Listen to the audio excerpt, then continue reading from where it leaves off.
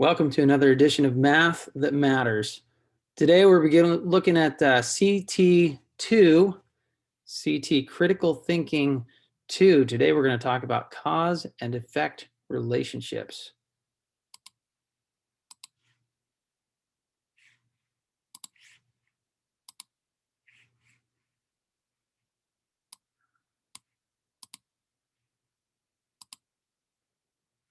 All right, so this is what you think it is. Cause and effect relationships and arguments toward cause and effect, and arguments that might suggest an apparent cause and effect isn't actually something that we can trust. So the cause is the explanation for why something happened, and the effect is the thing that has happened. So we notice the effect, and then we look for an explanation. We think that maybe there's some evidence pointing in the direction as to be able to answer the question, why did that happen? So the effect is my ice cream melted, and I'm wondering why. Well, of course, there's sun over here, and so we say the sun was hot. If the sun is hot, then my ice cream melts. So I reason backwards to kind of say it's possible that it's because the sun was hot. Now, of course, it might be something else. You know, I might be inside. It might be that there's a hairdryer on my ice cream cone or something. So there's lots of explanations, and of course, some explanations are better than others. And so we're going to be interested in good explanations, explanations that are feasible. So here you go. You take a match, you put it down on something kind of rough, and you strike it, and it goes to the fire. And the question is, so the effect is the fire. It's obvious. You see it and you wonder what caused that. And you probably think it's that friction on that rough spot that caused the fire. And maybe it is, but maybe there's more to it. Why did the fire start? What if the matchbook was wet, you know, and then I struck it? So striking the match seems to be the cause, with the effect being, sorry, somebody's trying to call me. I don't want to talk to him. Making a movie. All right, let's try that again. So you strike a match on something wet, and so the same thing that seemed to cause it before on the wet matchbook doesn't have the same effect. So maybe there's more to it than that. Or what if there's no oxygen in the room? If there's no oxygen in the room, you hopefully have some, because you're not going to last very long. There would be a cause to the effect of you dying. But what if you're in outer space? You've got a spacesuit or something. So what we see is actually there's a lot of things that need to be present in order for the striking of the match to create the flame. These background conditions that are usually present, sometimes we just kind of leave them alone, and we say, in general, in normal situations, if you strike a match, it will produce a flame. Cause and effect.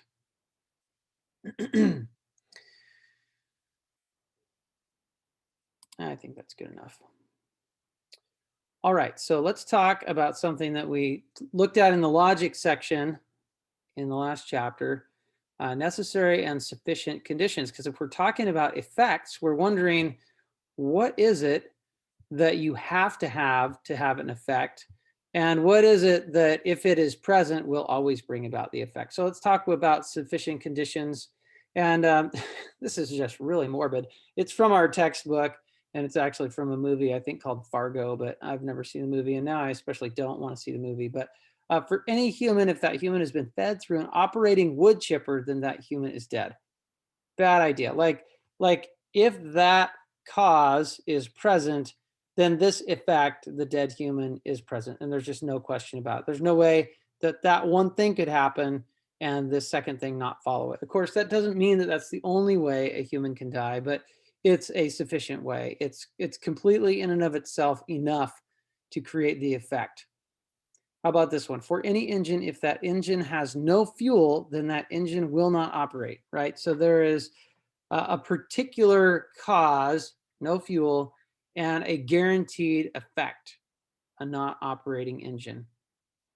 For any object near the surface of the earth, if that object is unsupported and not impeded by some contrary force, then that object will fall toward the earth at 9.8 meters per second, right? The acceleration of gravity. So it's sufficient for the object to be near the surface of the earth and unimpeded. There's no force acting upon it in a contrary manner. And that's enough for it to fall like this. So sufficient conditions are causes that in and of themselves alone are enough to produce the effect. We talked about necessary conditions also, and the necessary conditions in and of themselves aren't enough to create the effect, but the combination of necessary conditions, it's like without the necessary condition, you could never get the effect. So it's got to be there, but it's not enough in and of itself. So we say P is necessary for Q means if Q, then P, because P would have to be there if you saw Q. P would be necessary for Q.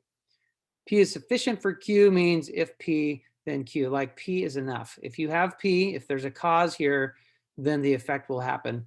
And if P is necessary and sufficient, then we have this biconditional statement, this if P then Q and if Q then P. We've seen this slide before. A is a sufficient condition for B whenever the occurrence of A is all that is needed for the occurrence of B.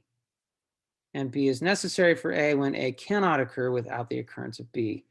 If A then B, if A then B. So hydrogen is a blank condition for water. You've done this one before. Hydrogen, is that sufficient for water or is it necessary for water? And of course, if all you have is hydrogen, you don't have water because you need H2O. You need hydrogen and oxygen together in the right way.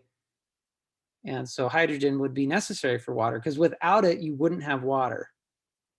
Being a dog is a sufficient condition for being an animal. If you're a dog, you're enough to be an animal.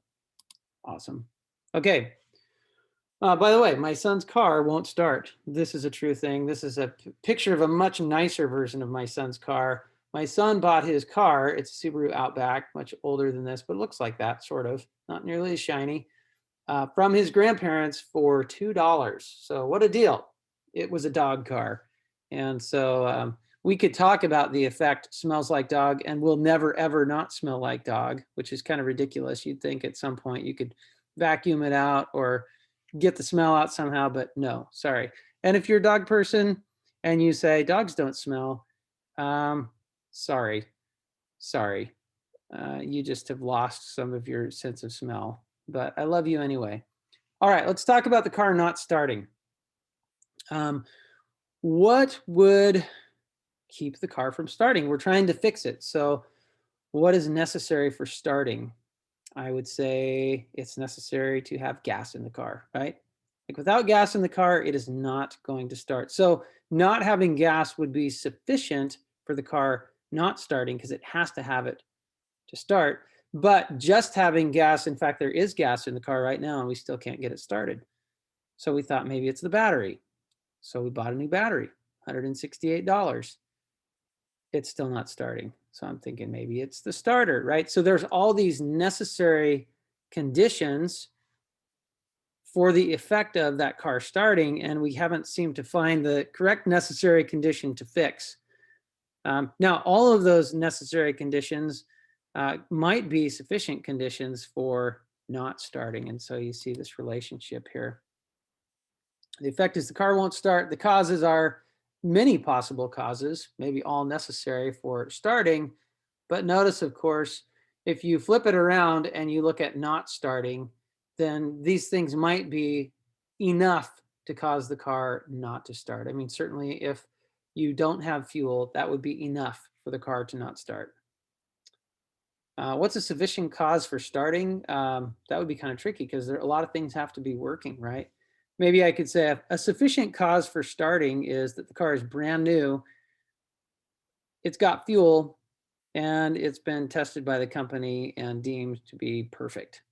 And then it starts or something like that. So harder to find sufficient cause for starting than a sufficient cause for not starting. All right, so here's another effect. Our dog Charlie, I have no idea why this is all about dogs. Suddenly it just doesn't feel right. I'm not a dog person. I shouldn't be doing a video about dogs. Certainly shouldn't be doing a video about cats because dogs are better than cats, but there's a hedgehog upstairs. So maybe, I don't know. All right, why is our dog Charlie having seizures? We're wondering what could be the cause of that. Maybe he eats too much human food. I'm sure that a lot of those dogs that were in my son's car ate human food. They were severely pampered. Okay, B, maybe we're washing him with a shampoo and he's allergic to that or something. Maybe it's his flea treatment. Maybe he just doesn't eat often enough. Or maybe it's some combination of those things. Maybe it's something else altogether. But let's suppose Charlie is having seizures and we are hypothesizing that it's these things. So we look at what's happening every day and we put it into a chart. So A represents eating human food, not A is not eating human food. So on day one, he did not eat human food. And B was he got a bath.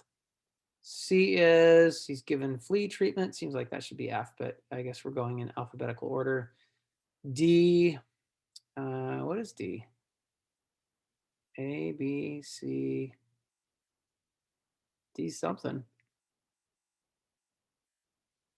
It doesn't look like I've got it on there. D something. If you can find it, you're younger than me.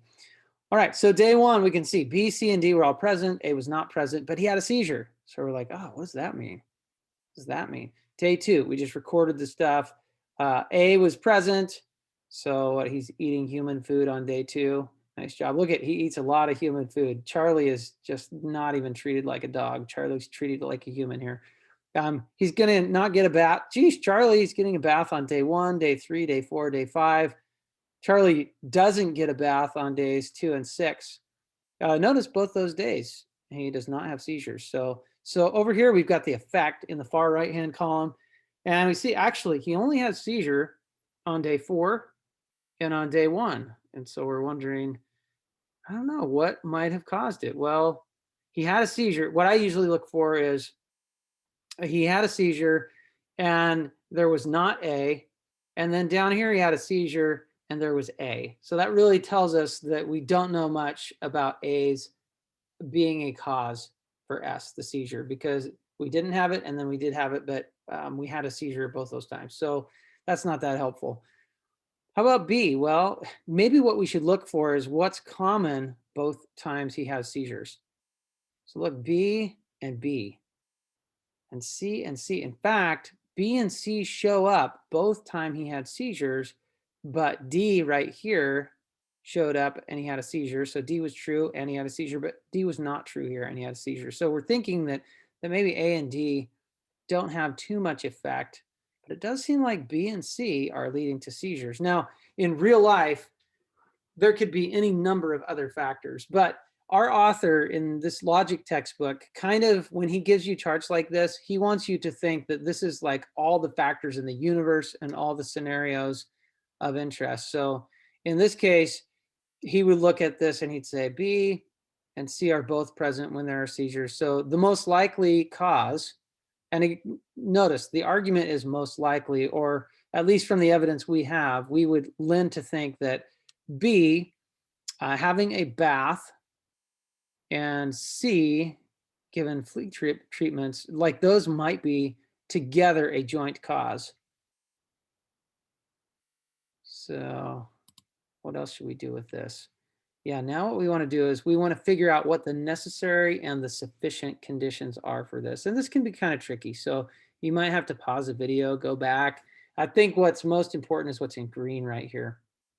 The necessary condition test says that any candidate feature, here A, B, C, or D, that is absent when the target feature S is present is eliminated as a possible necessary condition of S.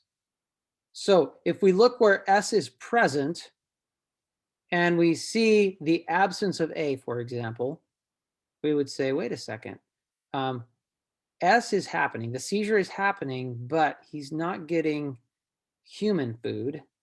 So A is not necessary for S because S is present, but A is not. So A is not necessary to create S. Similarly, down here, look, he's having a seizure, but D is not happening.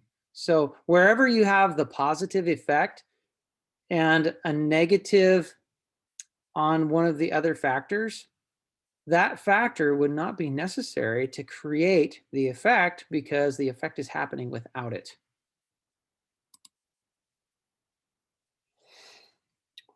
I think this is pretty much, yeah, I just said that. Okay. All right, now we want to know everything that is happening when Charlie has a seizure. We kind of already talked about that a little bit. B and C are both happening when Charlie has a seizure. We want a sufficient condition test, and that says that any candidate that is present when the target feature is absent is eliminated as a possible sufficient condition. So sufficient again means it in and of itself is enough to cause the effect.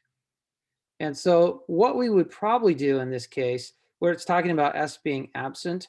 So if I look at not S, for example, and I see that D is present, but S is not. What that means is D in and of itself isn't enough to cause S, because if it were, I would have S, but I have D and it's not forcing S to happen. Similarly, if I have C, but I don't have S, C is not sufficient for S, because sufficient means it's enough to cause the effect by itself. Same thing with A. So just from this row right here, we can see that A and C and D are not sufficient in and of themselves to cause S. Now look at this. We've got not B right here. And over here, we've got not S and B is present. So clearly B is not enough in and of itself to cause S, because S is not happening here. So what we have in this situation is that B and C seem to be jointly sufficient, because every time S is happening, B and C are present. B and C is present there, B and C is present there, but we already said that. So that's kind of fun. They are called jointly sufficient. So how are we going to work these tables? Because we're going to see them in our homework. Yeah, there it is. Charlie is given a shampoo bath and a flea treatment, and things are bad. He has a seizure, so let's not do those things together. I think this is actually a really important slide, so make sure that this is something that you internalize. Maybe pause the video, take a picture of it. And I'll just repeat myself, because I had to think about this a lot when I was getting it into my head. What do I do if I'm trying to find sufficient conditions and necessary conditions? So let me talk through it again, and then we're going to practice it a few times, even in the video.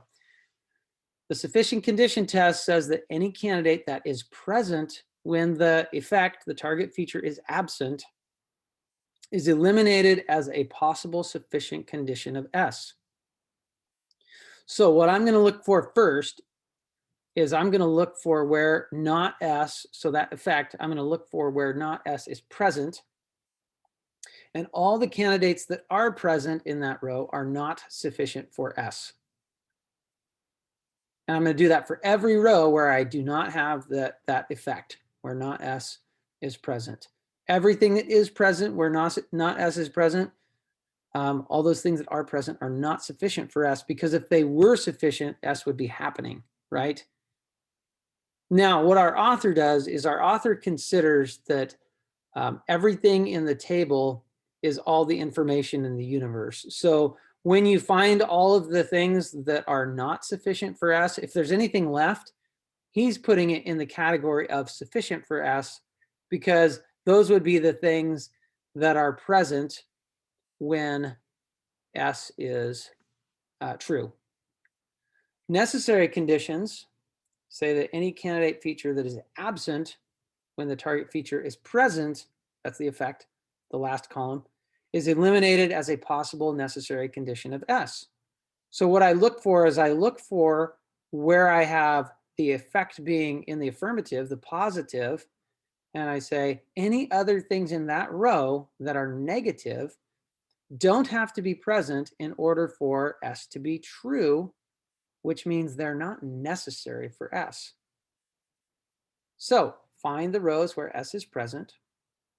All candidates that aren't present, so all the nots in the S row, are not necessary for S. Our author of this textbook then says, and that's the world, right? That's everything. You can't think about other scenarios, but if that's the world, if your chart is the world, and you find all the ones that are not necessary for S, then the other ones are necessary, which seems not to be very realistic in the real world, but in this fake world that we've set up, that's the way we're going to do it. So these are all the possible things in the world of things for this problem. And the last column is always the effect. So we've got G on 2 of the cases, and then not G on a 3rd case. So here's the rule. I say, if I'm looking for sufficient conditions, I look where the effect is the not. So G is not happening, but then I look for the positives in the other things. So A and B and D are true, but G isn't. That means none of A, B, or D could be sufficient for G, because if they were, we'd have a G right here, and we don't. Now notice, wherever C is the only other thing, right? Wherever C is present, we get G. So in this case, under this scenario, we would say C is sufficient for G, because wherever C is present, we end up with G. And on all the other things, we have not G, and these things are present, so they're not enough to create G. How about necessary conditions? That's where you look for the effect being in the affirmative. So I see G here, and I look over here and I say, where are the nots? G is true, but A isn't. That means A is not necessary for G to be true. A is not a necessary condition. Look in this one. G is true, but B isn't. So B is not necessary to create G. But look, C and D are both necessary to create G. And you'll see that C and D are both true where G is true. So we would say C and D are necessary conditions for G to be true. This takes a little bit of practice, takes a little bit of thinking. That's just what I said verbally, so you can look at this, and all the answers are in the back of the book. So if you're having a little trouble, it takes practice. I had to practice today, so don't feel bad. Here's a problem. So you can pause the video and try it if you want. If I'm looking for sufficient conditions, I look for the negative in the effect, and I look for the negative here and the positives over here. What are positives? C and D and A. A and C and D are all positives where the effect is negative. That means A and C and D are not sufficient to create G, because they're present and G's not. But that leaves B, and so we're thinking B would be sufficient to create G, and we see when B is true, we do get G. So B is sufficient for G. And if we want to find the necessary conditions, we'd say, look at the affirmative for the effect, G, and find the negative. So here we go. C is negative. So C is not sufficient. I'm sorry. C is not necessary to create G, because I don't have C, but I do have G. So C isn't necessary. But look, A and B and D are necessary to get to G. Let's try maybe one more. All right, this one's sort of weird. I actually don't like this one, but it illustrates a point. So the thing that I don't like about this is, look, the effect only has not G. So we don't have anything over here to give us an indication of what does create G. So if I have not G, that means I'm looking for sufficient conditions, not G. And then what's in the affirmative over here?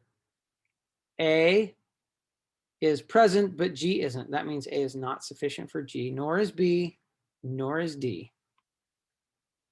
Here we got not G. D, we already knew D wasn't sufficient for G because D is true, but G isn't.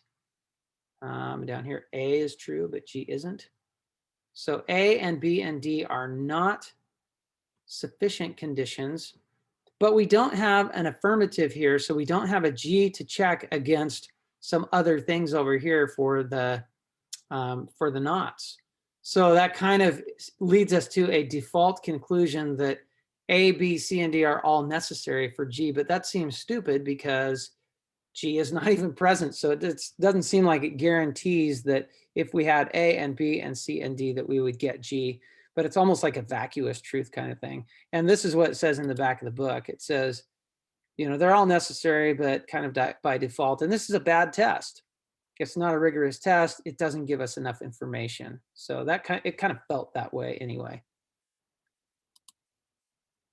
All right, we're getting there. Let's talk about correlation versus causation, because this is a very, very big mistake that oftentimes people make. You can find it in the news media all the time, where they find some sort of relationship and it kind of fits the narrative. And just know this, that when you're listening to the media, they've already written their stories before they've gone out to get the evidence. So if they can find anything that will make it look like their story is true, they will find it and they will push it at you, because they're bad. They're bad. Media is bad. Don't trust media. Sorry about that. Let's see. But this is a true statistical phenomena. Correlation is not causation.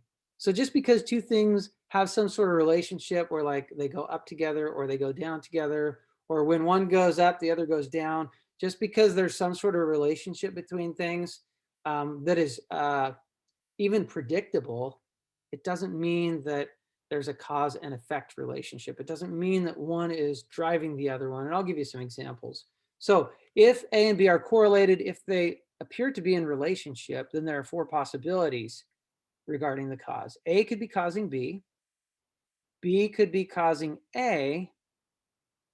They actually don't have a relationship, but there's some underlying cause, some what's called a lurking variable that is the cause of both. Or they just happen to have some sort of predictable relationship, but it's accidental and they really don't have a relationship. Just the numbers are moving together.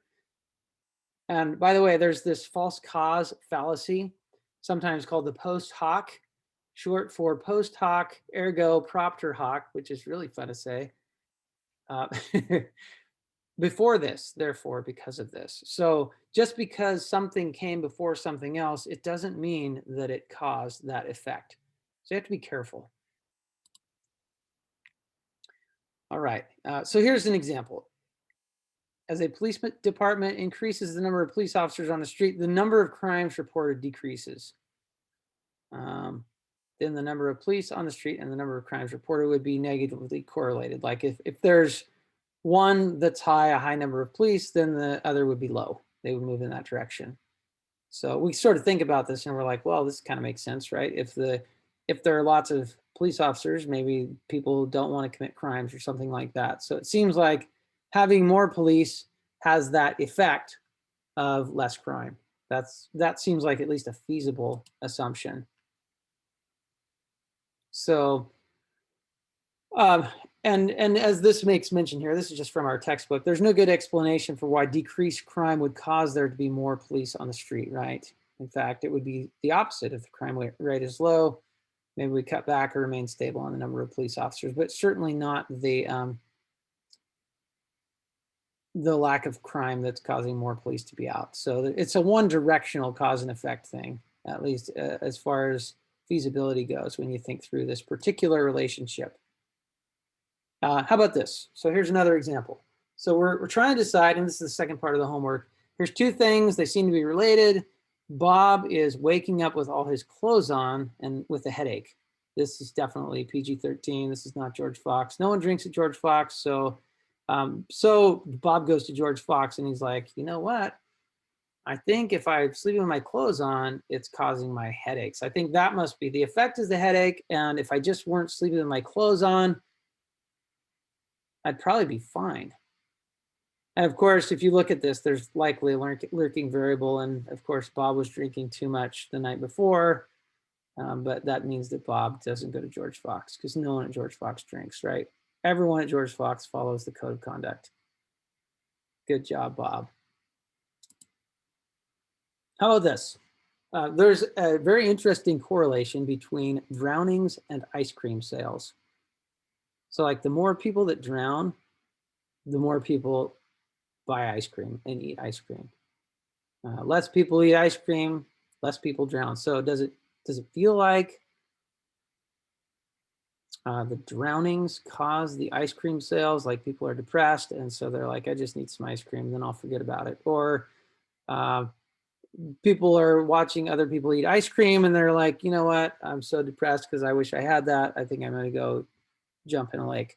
No, definitely not, right? So one is not causing the other in either direction, but if you think about it, what happens in the summer, right? In the summer, people go swimming in the rivers. In the summer, people eat ice cream. So there's actually this other variable C, this lurking variable, that is probably propelling both of these numbers for drownings and ice cream sales up in the summer and down in the winter. So there's something else. So you can't just assume because there is a correlation or a relationship, even some predictability, that there is a cause and effect relationship. Yeah, correlation does not equal causation. If you get nothing else out of this lesson, know that the relationship doesn't mean cause and effect relationship. It takes much more. How about this? Number of people who died by becoming tangled in their bed sheets and per capita cheese consumption. Now look at how closely related these are. Like this is the cheese consumption. You know, right here it's losing a little bit, and there are more people that are dying from being tangled.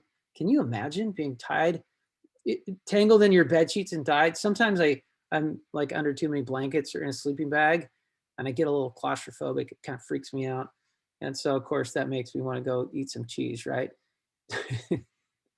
No, but it is just kind of uncanny how there's these peaks and valleys are just kind of moving together. So it appears there's a relationship between these two things. And the thing with this is, obviously, there's no other good explanation why these could move. And if you can find one, please let me know. But sometimes there's just an accidental relationship. It's just a coincidence. Coincidences happen because there are jillions of things that can be compared to one another. And sometimes they just match up. So for exercise 26, this is the second part of your homework. You're going to look at two things, and all you're going to do is you're going to say, does it seem like this causes this, or vice versa, or there's some underlying cause, or it's just an accident? So U.S. spending on science, space and technology, and suicides by hanging, strangulation, and suffocation. Does it seem like there's any reason that those things, even though they might be correlated together, they might have some movement on a graph together, does it seem like those have anything to do with each other? And I can't think of a good reason. How about Charlie? This is Charlie again. Boy, this guy's obsessed with dogs. Charlie's weight seems to fluctuate with the time that his owners spend away from home. So the question is, like, why is Charlie getting heavier when we're not home? And then when we're home, he seems to not weigh as much. Well, maybe Charlie is raiding the pantry when you're away. Maybe Charlie's just getting into all the food. I don't know. Or maybe when you're home, you're taking Charlie out for walks and exercising and that sort of thing. So it does seem like maybe there is some underlying variable that is having the effect, that is creating the apparent effect for this relationship between Charlie's weight and whether or not his owners are home. Number 3, the height of the tree in our front yard positive correlates with the height of the shrub in our backyard. I mean, certainly, do you think the tree in the front yard is saying, hey, you know, look at me? And the tree in the backyard is getting all jealous and going, hey, oh, it's a shrub. Sorry. The shrub's gone. I can do that. And so the shrub goes up a little bit. Probably not, right? But they're possibly in similar soil. Maybe they've got sunlight. There's other things affecting these things that are moving together that are both growing up. Number 4, and then we'll finish up. There's a negative correlation between the number of suicide bombings in the US and the number of hairs on a particular US president's head. Is one causing the other? And I would say, well, maybe, because I mean, they say like when our kids do things that we don't like and cause us to worry and stress out that we lose hair. But so maybe you've done that for your parents. If your parents don't have hair, or if their hair is gray, it's your fault. Cause and effect. There you go. So maybe the US president's like, oh my goodness, I'm so worried about this. This is awful. And so maybe this is the cause. Maybe A is causing B. So you're just going to pose potential cause and effect relationships, or suggest maybe that there's there's just an accidental relationship or a common cause. Oh, I think I said 2 maybe incorrectly. I can't remember what I said. It's getting late and I'm getting old. So it's probably about that time, isn't it? Let's just finish up with this summary. Make sure that you understand the concepts of necessary and sufficient conditions. Make sure that you understand the mechanics and the logic of them. Make sure that you can identify them from charts. And know that correlation, which is a relationship, is a necessary condition for causation, but not a sufficient condition. That's what we've been trying to explore in the second part, is like, just because there's a relationship doesn't mean it's a cause and effect relationship. But if there is a cause and effect relationship, there better be a correlation. So there better be some numeric predictability. And once we have correlation, once we have numeric relationship, if we really want to show causation, you need a design experiment.